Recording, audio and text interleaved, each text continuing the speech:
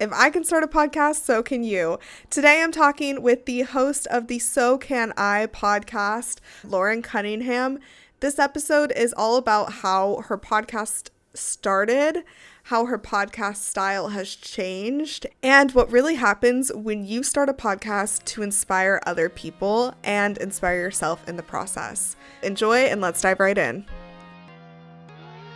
Welcome to the Podcast Cafe, where we're serving up everything you need to know about podcasting, from tips, stories, and strategies for podcasters from podcasters. I'm your host, Hayleigh Hayhurst, the founder of Espresso Podcast Production, a full-service podcast agency helping business owners, creatives, and thought leaders launch and grow their shows. Whether you're just starting out or want to take your podcast to the next level, this is the place for you. Each week, we'll dive into practical tips, actionable strategies, and of course, stories from other podcasters so that you can build up a podcast that you love and that works for your business. So grab your coffee, get comfortable, and let's get started. Welcome to the Podcast Cafe. Hey, Lauren. Welcome into the Podcast Cafe. I am so excited to have you here today. Yes, thank you so much for having me. I'm so excited to be here. Yeah, so first question I have to ask you, since we are in the Podcast Cafe, what is your go-to coffee order? Oh, that's a great question. I am a cold brew girl, so I typically do coffee at home. I'm really not a big out to eat coffee person. I always have cold brew every single morning. Little bit of creamer. Sometimes I'll do like a hot latte. I have an espresso machine, but for the most part, I'm a cold brew girl. I love that. Cold brew is sometimes what gets me through the day, to be honest. Yeah, it's so good. So we're here today to talk about your podcast, So Can I, which you hope that all of your listeners listen to the episode and then think, okay, if she could do it, so can I, which I love that message. I think that in the entrepreneurial world, there's so many things that seem complicated that once you start doing, like, yeah, it's not easy to run your own business, but I truly believe the same thing as you. Like, if someone else can do it, so can I. So tell us all about when you started your podcast and pretty much why it came to be. Yeah, no, absolutely. So we'll be celebrating, I guess when this comes out, we'll have just celebrated our 3-year anniversary. So started it in June of 2022. And I had always loved podcasts, so I feel like that is definitely something that needs to be said. I was like a very early adopter. I was in college listening to podcasts when like nobody was listening to them, like my age anyways. And so I remember in like 2018, 2019, really wanting to start one, but having no idea what I would talk about. I even asked my friend, I was like, we should start one. And she was like, Lauren, like who would listen to us talk? Like we do not need to start one. And she was totally right. We did not need to start one then, but I had just always loved podcasts. And so COVID happens and, well, I guess I should backtrack. I graduated college in 2019 and I had a degree in accounting and started working in public accounting and just realized that it probably was not the field for me. So I ended up actually getting my MBA and then also going back to school to be a health coach. So I went to the Institute for Integrative Nutrition. And that was a year-long program, and I actually started the day the country shut down for COVID. So I stopped working. I have Crohn's disease, so my immune system was compromised. So I was basically home for like a full year, and I was just doing school, figuring out kind of what I wanted to do. And I ended up starting a business as a recipe developer and health coach. So that was in like 2020, 2021. And I was, only 23 years old at the time. And so I had like none of my friends were starting businesses. It was pretty lonely because I was home by myself, all day. I was in the kitchen cooking a lot. It was almost like I couldn't really fully enjoy the entrepreneurial lifestyle because I felt bad that I wasn't working a 9 to 5. Like I just didn't have a lot of community. And so I really wanted to start a podcast, but I wasn't sure, again, what I would talk about. I was like, should I do a health-focused podcast? Like, I just wasn't really sure. And I graduated with my MBA, and I'd always loved, business and that kind of thing. And so I just ended up thinking, who do I want to interview? And so I wrote down a list of like dream guests. And I was like, what do all these women have in common? And I realized that they were all female founders. And I was like, well, maybe I could just, kind of interview female founders. And I felt like I had an interesting job at the time, like recipe development. I was developing recipes for fitness apps, which is not something you hear about every single day. And so I was like, I feel like we could talk, or I could talk to these women about how they started their careers and, what they did to get to where they are. And so that's kind of how the podcast came to be. Of course, I had the idea and sat on it for about a year and then finally got the courage to start it.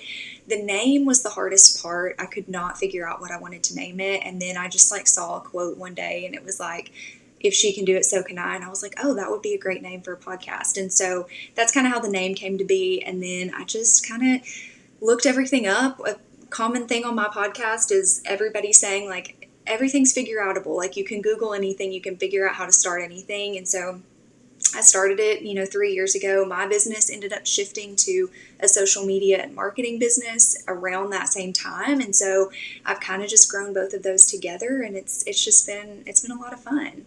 I got into podcasting around the same time as you. And, at the time of starting it was harder back then than it is now to figure out everything. And it was just me and my friend co-hosting. So I remember when we finally decided to have a guest, it was someone that we knew. But I want to hear about how you found your first guests and kind of how you got the confidence to reach out to them. Yeah, well, I think that actually kind of goes back to when I was developing recipes. Like I said, it was for fitness apps, and I sort of had just gotten an opportunity, it fell into my lap. I didn't really even know that this job existed. And this lady who had a fitness app was like, would you like to develop recipes for my fitness app? And so from there, I just started emailing as many fitness influencers and people with apps as I could. And out of that time period, I probably sent over 1,000 cold emails and got back 20 responses. It was crazy. And most of the responses were like, oh, not right now. Obviously it was enough to keep my business going. But so I'm no stranger to asking and getting a no, and I'm okay with that. And so when I set out, I kind of had that list of women that I really wanted to be on the podcast, and I just started, trying to find their emails and emailing some of them, and some of them, said yes. And I remember I did a fake interview with my sister, and it went really well. I was like, oh gosh, I'm good at this. This is going to be this is easy. And then I realized very quickly when I interviewed my first guest, I was like, oh, okay, this is a little bit different talking to not only a stranger, but someone who I followed for a long time, or someone who's not famous, but famous in the sense that they, have a larger platform. And so that was definitely a lot different than talking to your sister on Zoom. Mm-hmm. But yeah, I just started reaching out to people. And, in the beginning, people were they wanted to come on the podcast. And that was very kind of surprising to me, because I didn't have a platform. I didn't really have an audience at that time. And I didn't actually talk about having a podcast, which I guess that would be maybe my one regret, until the day it launched. That's when I posted about it. And I was like, surprise, I have a podcast, and their first 4 episodes are out for you to listen to. And so I think hindsight, maybe if I had built a little bit more, built it up a little bit more before I launched it, that would have been maybe something that I wished I'd done. But yeah, I just reached out to people, and for the most part, I've never really struggled, knock on wood, getting guests. People are always happy to come on and talk about their business and their career journey. So it's been Yeah, I love that. When you think about how you first structured your episodes to how you do it now, 3 years later, what's changed?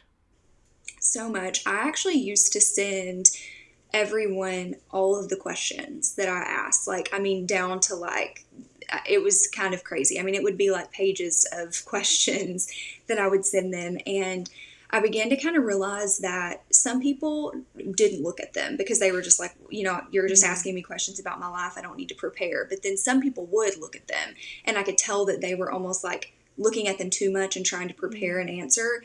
And I also felt like I was always glancing over and almost reading a script.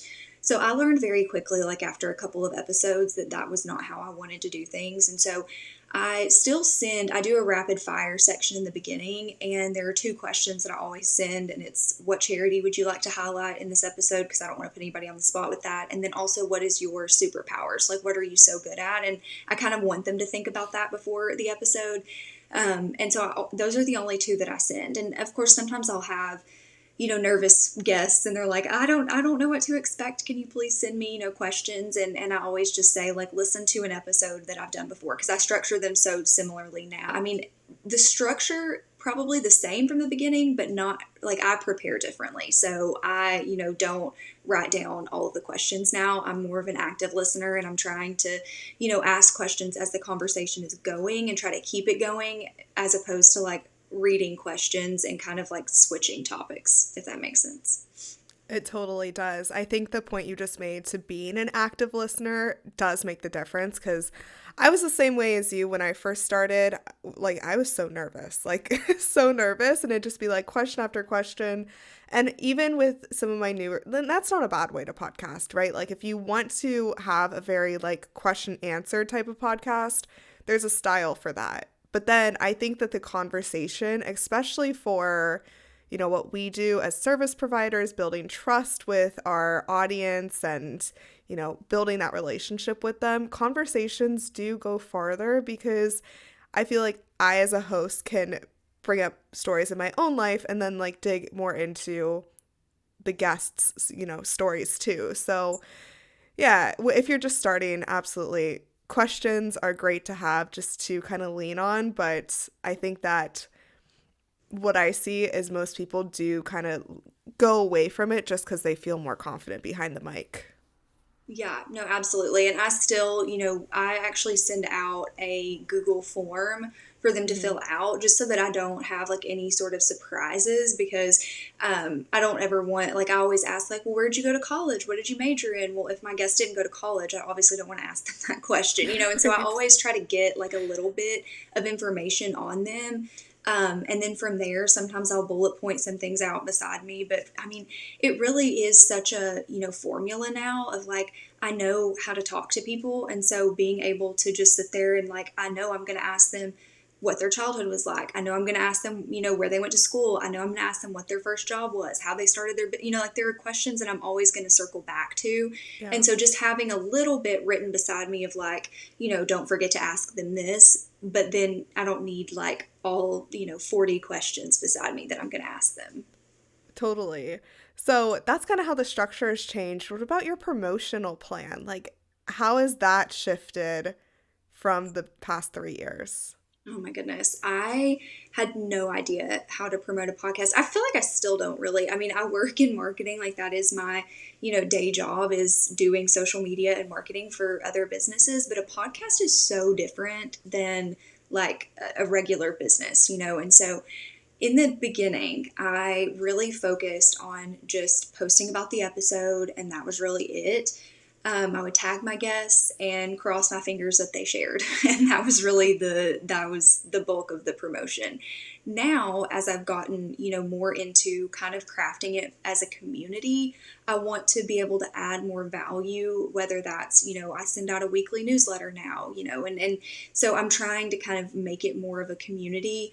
And now with collaborative posts, that's been really helpful for growing. Almost all of my guests accept the collaboration. And I think that just goes to show that Instagram's kind of changing in the sense that nobody really cares about the perfect grid anymore. And so most of my guests will accept the collaboration, and I try to keep my graphics very just like minimalist, and, that will kind of fit with any, and obviously their picture is in it. So it's going to look, similar to what they've been posting anyways. And so that has been really helpful. And in fact, in the last like 3 months, I've seen such an uptick in people following me, in downloads. So I don't really know. I know it's no help, but I don't really know what's been going on lately that it's been growing as fast as it has. But I think that collaborating on the posts has really helped. I also did not start out doing video. So I always would post a reel, but it would just be like their picture and then the audio from the episode. and it would just be like a 30-second, quote, something that I, picked up on. And then I guess a year ago, I started recording video, and that seemed, even though I work in social media, it seemed very daunting to take like a hour-long video and then like crunch it down. And so I finally was like, I'm just going to try it. And so I started posting sort of like I was doing before, but just with video. So one single, kind of quote. And that worked. And then I started realizing like I'm doing myself a disservice. I know how to edit video. I need to put together almost like a little sizzle reel for each of these episodes. And so that's what I've been doing since March. And maybe that is what's causing it to grow a little bit faster, because it is more like a mashup of the whole episode. And I still keep it around like a minute and a half. But that would be the biggest change, I think, in terms of promotion, is just adding video. And I think that's so important if you're a podcaster. Try to add video in, because it is so much more interactive and people are going to engage with it so much more than just posting like a picture with audio over it. Yeah, I agree with that. Yep. Video, collaborative posts. And I love Gary Vee. Do you follow him? Like, No. I love Gary Vee. He has a great podcast, but he also is great on like how to market. And he is one of like the most popular people out there teaching about social media strategy and keeping up with marketing. And if you look at his page, it's not curated at all, but he still has millions of followers. So yes, get that content out there. And I love the concept of a sizzle reel. That I like cutting clips from the podcast, but yeah, a sizzle reel really gives that taste of a little bit of everything. I know Diary of a CEO has recently started doing this, and I think that that's going to be like a next big thing in the podcast, like promotional world. So yeah, I love that. That's a really great tip. Yeah, no, absolutely. I'm trying to get better about posting on TikTok as well. I've been a slower adopter to TikTok, and Instagram has really only been the place that I've really promoted it. But I'm trying to get better about TikTok, and I think that having that video content is going to be specifically helpful for that. Yeah, definitely. Okay, well, I'm excited to continue to follow along and see how that journey goes. Yeah. Is there anything else that you want to tell us about your podcast or the evolution of it? I think it's just so interesting to see, like, and a couple of my guests and I have actually talked about this recently, to look back on episode 1 and, like, I mean, if I were to go back and listen to it, I probably would cringe. It was recorded on Zoom, which, as you know, is not great for audio, but I had no idea. I mean, I was just looking up like best platforms, honestly, cheapest platforms to record on. And, Zoom at the time, and I don't know how they do it now, but at the time they had a 3-month free trial. And so I did not realize that. I thought I was just signing up and that there was like a free option. And so they had a 3-month free trial. Well, in the middle of one of my interviews, 3 months later, I get the notification that the meeting's about to end. And I'm like, wait a second, what? Like, because I guess you only get like 40 minutes or something on like the free plan.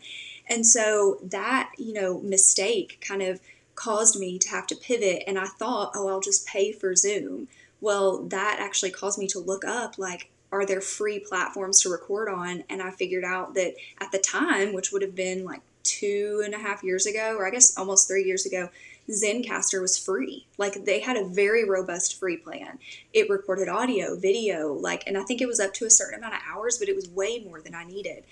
And so I ended up being able to use that for free for a while. Then now they charge, but it's well worth it. But I never would have found that if I hadn't had that little, snafu with Zoom. And so going back though and listening to those first few episodes is almost like embarrassing, because I'm just like, the audio is so bad.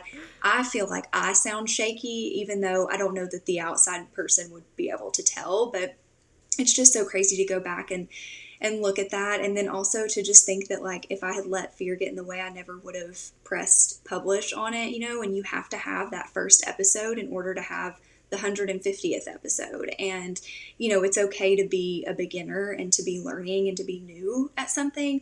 And I think that's just something that so many people are scared to do. I mean, having a podcast is not it's not easy, and it is a scary thing to put yourself out there and to reach out to people and be like, hey, do you want to come on? But you kind of just have to, do it, and it's going to work out, and you're going to get better at it. I think that's the great thing with anything that you do. I mean, the more reps you put in, the more hours you put in, you're going to get better at whatever it is you're doing. And I'm by no means like a great podcast host, but I'm much better than I was 3 years ago. And, it just comes from, hard work and just, keep on doing what you know to do best, and it will work out, and you will get better at it.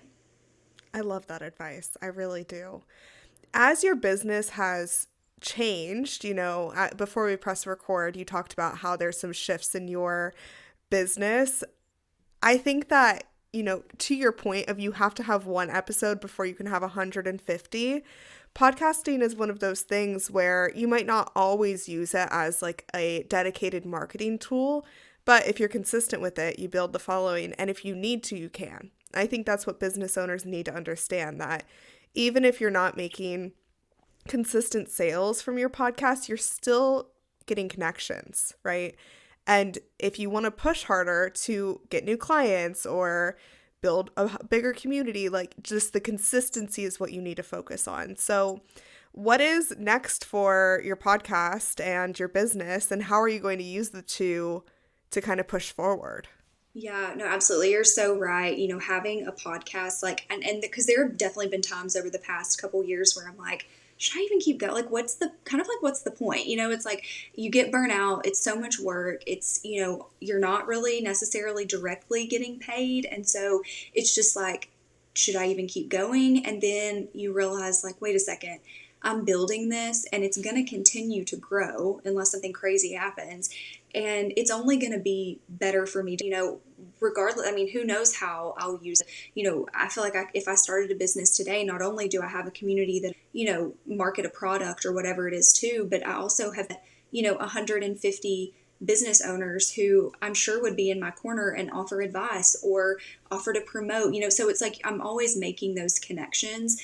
In regards to my business today, yes, there have been some bigger changes. I'm actually taking on clients now, which I've not really been taking on clients for really the duration of the podcast. I hadn't been taking on clients. And so I am now taking on some, and that's been really a fun journey to be able to talk about it a little bit more, which my audience will see in the coming months.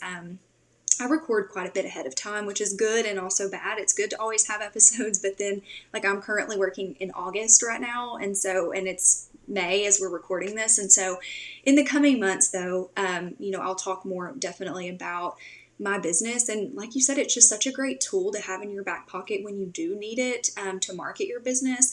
I know, I don't know if you know Elizabeth McCravey, but she has a podcast. It's called Breakthrough Brand, and she is a website designer. And her podcast is extremely popular, and she uses that to like directly drive her business sales. And, she said that it's such a huge driver of sales and that she gets a lot of her clients from that. And so I'm hoping that at some point that will also be my story. So I definitely just need to get better about talking about my business. I remember when I started the podcast, I was so timid. Like I just really wanted to ask the questions and not really give my input on anything. And so that's been a big change, especially in the last year and a half. I've just gotten more comfortable about talking, and then I've also gotten more comfortable doing solo episodes. And so I'm hoping to add a few more of those, maybe one a month going forward. But yeah, so I'll definitely be talking more about my business on the podcast because, I mean, at the end of the day, it is a business. The podcast is a business, and the podcast is about business. So it's like, why am I not talking about my own business on it? So I definitely need to get better about that. And hopefully in the coming months, my audience will hear. It's absolutely just like the best tool to have and continue tapping into when you need it. You might not always need it. There's always a point where we're tapped out on how many clients we could take, but that's not for forever, right? So it's nice my business coach, she always says, you have to continue marketing whether you need new clients or not. Because if you stop, then when you need new clients, it's never going to be like you post, next day there's a client. I mean, it could, but usually not. And so yeah, it's just one of those things that you have to continue marketing. And I think the storytelling way of podcasting and just the long form content that you can turn into different things is the best, easiest way to do the marketing now. No, absolutely. And I think to your point, like having a podcast, it creates such a loyal follower or a loyal customer. If someone's listening to your podcast for, 60 minutes a week or whatever, I mean, that's a lot of their time that they're spending with you. And so I don't know what the stats are, but I know that like even in terms of sponsorships, like people are, more willing to buy from podcasts, from something they hear on a podcast than like something they see on TV now, and so I think that just knowing that audience that you have and that you're creating is so loyal. And so whenever you do need something or whenever you want to promote something, it could be a really great option to promote it on your podcast. Absolutely. Yeah. I just heard that stat recently too. I forget who told me, but so crazy. I know. It makes a I lot of love that. sense though, because I think that there are so many podcasts out there now. And I think for me anyways, initially I thought, does that mean that sponsorship, like I'm sure that sponsorship landscape is crazy, and that's not something that I've really dove into yet, but it makes sense that, you're choosing to listen on your drive into town, your drive to work, whatever, wherever you're going, whatever you're doing on your walk, you're spending your time listening to this. And so it makes sense that you would be more willing to buy from, somebody that maybe you tune into weekly. Yeah, definitely. Definitely. Okay, Lauren, I have some rapid fire questions for you. Are you ready to get started? I'm ready. Okay, perfect. So you mentioned that you started listening to podcasts around like 2018. What were some of those podcasts or the first ones that you really listened to? I think the first one I listened to was Jordan Lee Dooley. It was called She, and it was really she was the only person that I knew that really had a podcast at the time, and so I feel like that was definitely the first one. Now I'm trying to think.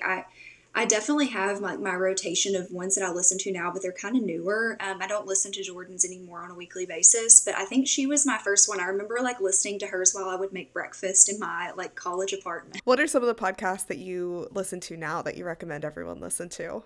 So I feel like this is actually pretty common that I don't listen to podcasts in my genre. I find that it's a little bit confusing, and I definitely don't ever listen to any interview of anyone that I'm about to interview. Like I would never, if I'm going to interview someone, I just can't. It just confuses me. Yeah.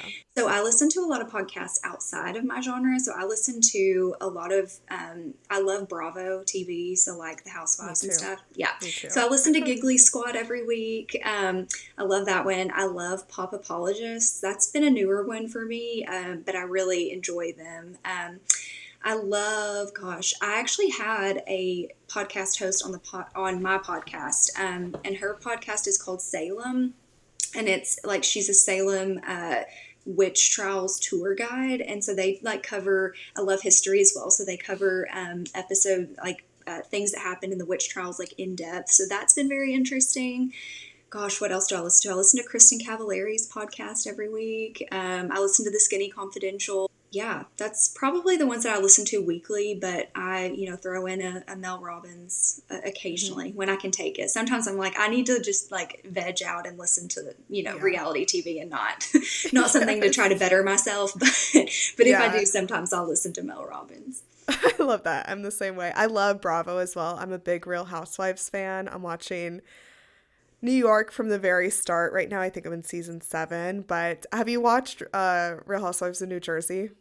So I will say the last like 5 months have just been like so crazy in my life. And so I have not like, can't believe I've not really listened to a lot of, or watched a lot of reality TV. I kind of keep up just because, like I said, I do listen to the podcast, so I know what's happening, but I have seen New Jersey, and I think last year was the first season I haven't watched, or whenever it was don't on. watch it. It was bad. It was really bad. Okay. Well, that was the first one that I hadn't watched of that season. I really want to watch New York from the beginning though. That has been on my list because I've only seen, I think I started watching like 4 or 5 years ago, and I just picked up where it was. I didn't start it over, so I may do that. But I love Southern Charm is my favorite. I swear, I rewatch that one all the time. I'll start from the beginning and just like have it on in the background. And then I love Summer House, and I did not watch Beverly Hills this season yet, but I definitely will. I love Beverly Hills. Okay, I'm right there with you. Like, Reality TV is always on in my house. Yes, same. So, are you an Apple Podcast listener or Spotify or something else? I'm Apple, and I would say, oddly enough, like I know a lot of people that only publish their podcast on Spotify, and I'm like, when I look at my analytics, I'm like way, way, way more Apple. Like I would say it's probably like 85% of my listens come from Apple, and I share both. I always share Spotify and Apple for my podcast, but yeah, I would say most of my audience actually listens on Apple. But I'm an Apple girly. I don't really ever listen on Spotify. Yeah, yeah. I mean, unless you're like Call Her Daddy and they're paying you $100 million to just be posted on their platform, be on all of them. Exactly. Definitely. Exactly. No, I totally agree. Yeah. I just have two more questions for you. What is the most memorable or best piece of advice that you've received about podcasting? It actually, I think, came from one of my guests, which she wasn't directly trying to tell me like anything about podcasting, but she's a blogger, and I have mentioned this on my podcast so many times. I'm sure people who listen every week are like, we know you've said this so many times, but Mackenzie Beal is her name, and she is an influencer, and she started her Instagram account, and she told me, she was like, when I started it, I thought I'm going to give myself 5 years for this to take off. And I thought 5 years, like that seems like so long. And in the grand scheme of things, it's not long at all. It's just 5 years.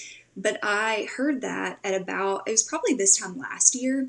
And I just remember thinking like, wow, I needed to hear that like, I'm not supposed to be an overnight success. Like it's okay that I'm 2 years in and I don't feel like I'm where I need to be.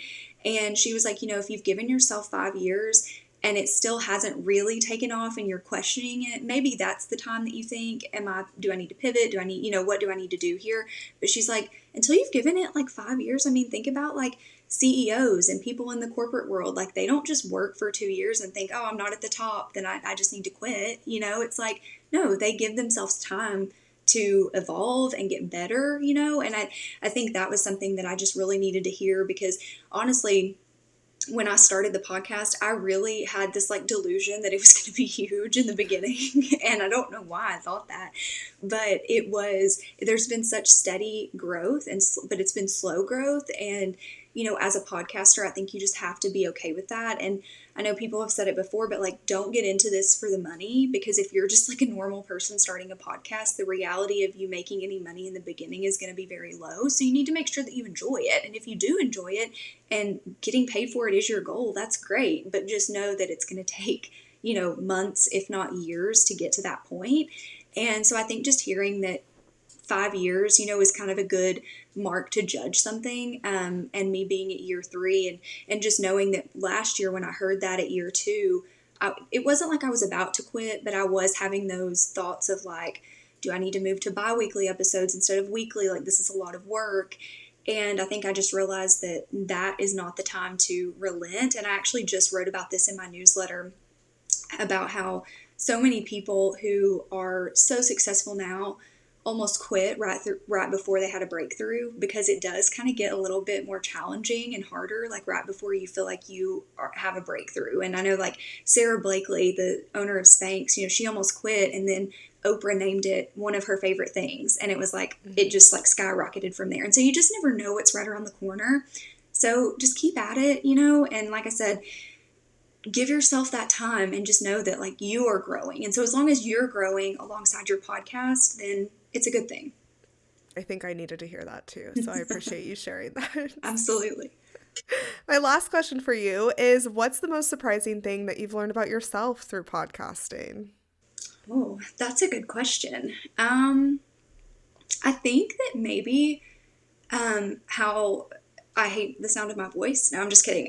That was a tough learning curve to get over, because I clearly am from Tennessee, and I have an accent, and I didn't realize it really until I was like editing the sound of my voice. But because everybody sounds like this around here. But I think that maybe the most surprising thing has been just how much I've enjoyed getting to connect with people. I'm very introverted, which is, I work from home, which has been great because like I said, I mean, I like being home. I love, being at home and just relaxing. But I think it's just been, being able to connect with all of these people, and I'm actually like enjoying it, and like I love when I get, texts from previous guests that are, just checking in. And so I think that just the connections and being, just kind of enjoying leading a community, which I never really thought, and I know it's a small community, but like I never thought about it from that lens. I think in my mind when I started the podcast, it was,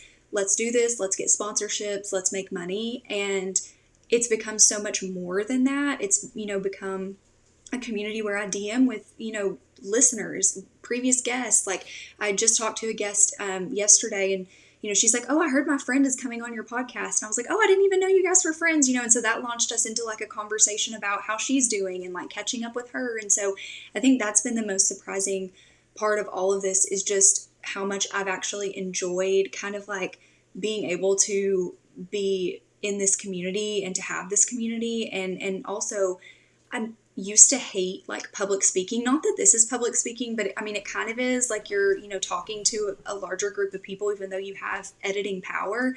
But I think that that's also been surprising that I've enjoyed that as much as I have, because I would never, 3 years ago, I would have never like ever thought that I would be speaking in front of people. And now I feel like I would be comfortable to sit on a stage and do a live interview, so I think that just that growth. And, I started the podcast when I was 25, and I'm 28 now, or I guess I was 24, and I just turned 28 now. And so that's a time where you just grow so much anyways, but it's been really cool to almost have that growth documented through the podcast and get to see, like, again, going back to episode 1, it's like, I'm a totally different person then than I am now. And that's all documented. So I think that's pretty cool. I agree with you. I'm turning 28. I'll be 28 when this episode goes live. But yeah, being like hearing your growth throughout the years is kind of crazy. And sometimes you think back about the things that you said when you thought you knew it all and like cringe over it. But it's kind of cool to have it documented, just to see the growth throughout. Yeah, no, absolutely. And those cringy moments, I just kind of think to myself too, I'm like, I listen to so many podcasts, throughout the week. I'm never pausing and thinking, I cannot believe she just said that. Or like, she just said that. She did not, that was not right. Like she got that expression totally wrong.